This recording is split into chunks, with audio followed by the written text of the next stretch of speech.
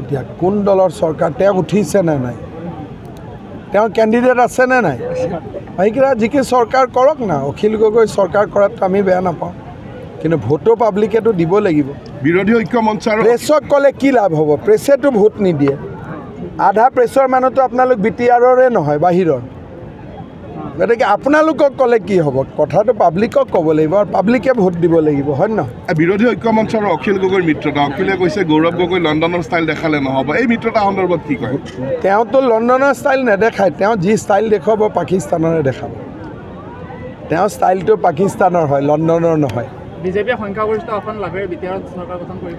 আজিৰ যোৱা দুদিনৰ পৰা মই যিটো পৰিৱেশ দেখি আছোঁ, মোটামুটি হাগ্ৰামা মহিলাৰীও আমাৰ লগতে আছে, প্ৰমোদ বড়ো আমাৰ লগতে আছে। কিন্তু আমি এইবাৰ বিচাৰিছোঁ যে চৰকাৰখনৰ কামান যাতে বিজেপিৰ হাতত থাকে। গতিকে কংগ্ৰেছৰ কথাটো বেলেগ, কংগ্ৰেছৰ লগত আমি নাই, কংগ্ৰেছ আমাৰ শত্ৰু। কিন্তু বাকী নাঙল জিকে ট্ৰেক্টৰ জিকে, জিকক, কিন্তু চৰকাৰটো এইবাৰ বিজেপিয়ে কৰিলে ভাল। ইতিমধ্যে নিমন্ত্ৰণ পত্ৰ দিছে আপোনাৰ হাগ্ৰামা মহিলা। মই এতিয়ালৈকে দেখা পোৱা নাই, দেখা পালে উত্তৰটো দি দিম। 3 তাৰিখে চৰকাৰ গঠন কৰিব।